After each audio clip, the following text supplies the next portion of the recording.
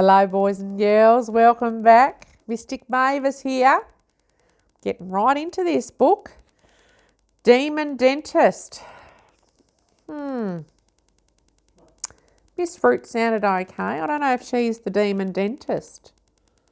Let's find out in chapter 5, shall we? Special Sweeties. Love a sweet, don't you? Now, be a good boy and pop back to your seat, ordered Miss Fruit.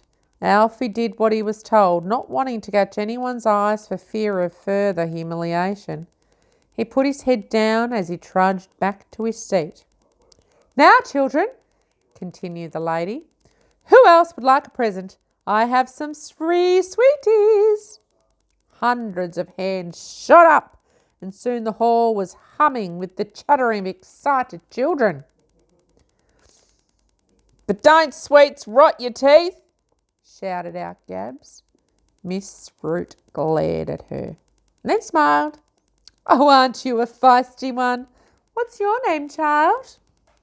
The girl hesitated, but eventually said, Gabs. Well, of course, young Gabriella is right.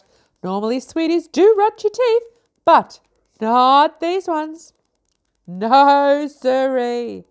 Mummy's sweeties are very special. All my sweets are completely sugar-free, so you can eat as many as you like.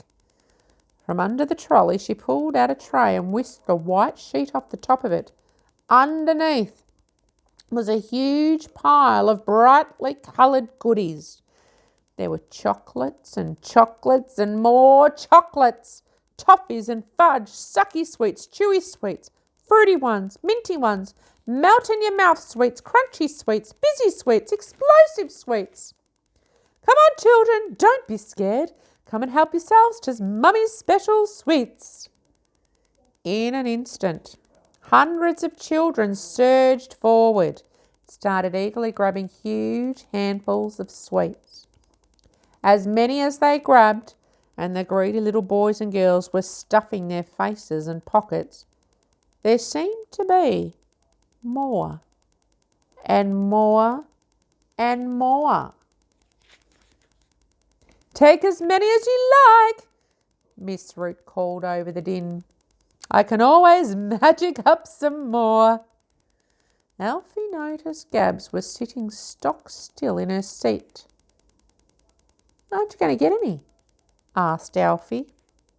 Gabs shook her head. Nah. Well, why not? Haven't you ever heard the tale about the brother and sister who go into the woods and find the house made of sweets? Alfie was surprised that the little girl's imagination had run away with her like this. Hansel and Gretel? Yeah, of course. Everyone has. But that's just a stupid fairy story. Gabs turned her head and fixed him with a stare.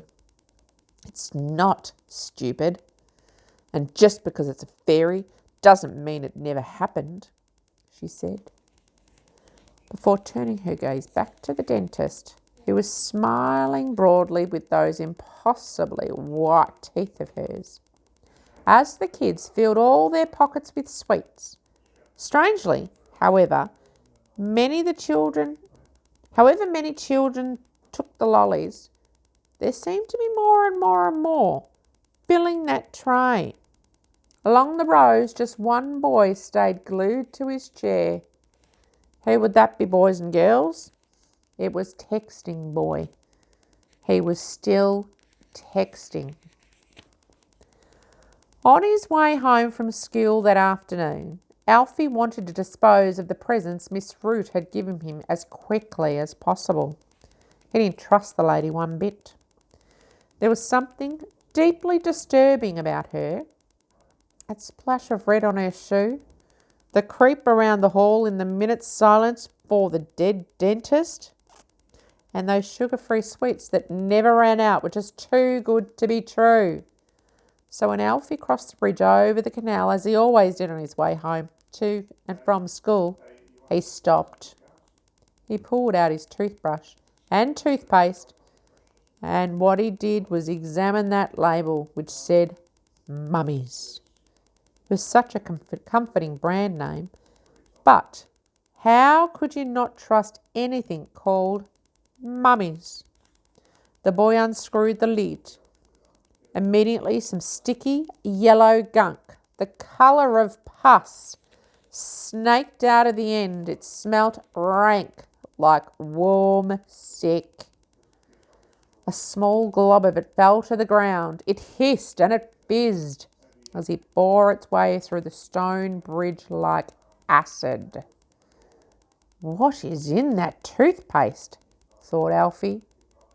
Just then he noticed the paste was still oozing out of the tube.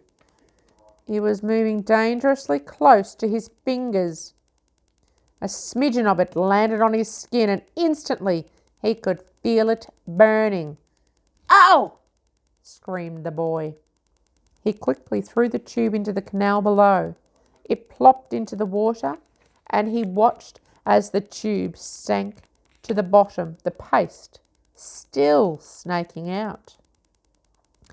Then Alfie noticed he still had the hard-wired toothbrush Miss Root had given him in his other hand.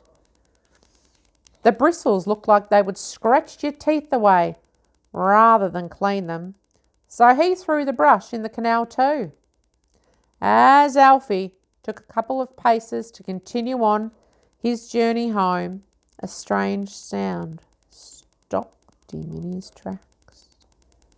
Looking back, he saw that beneath the bridge, the water in the canal was boiling and bubbling. It was like a mini volcano erupting. The boy watched in horror as a school of dead fish plopped to the surface and floated there. As he peered down at the water, a gaggle of kids from his school passed him, laughing and joking, their mouths full of mummies, chocolates and toffees and fruit juice. Every single child looked like they couldn't be happier, greedily munching and crunching and scrunching them.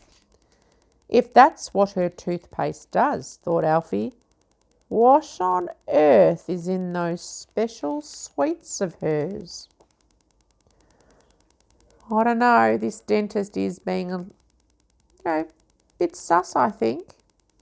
Why would you give toothpaste that might hurt somebody to children? What? Who could be so evil?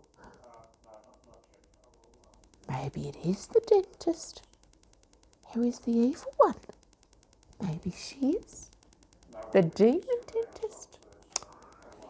Come back tomorrow, boys and girls, and we'll find out, okay?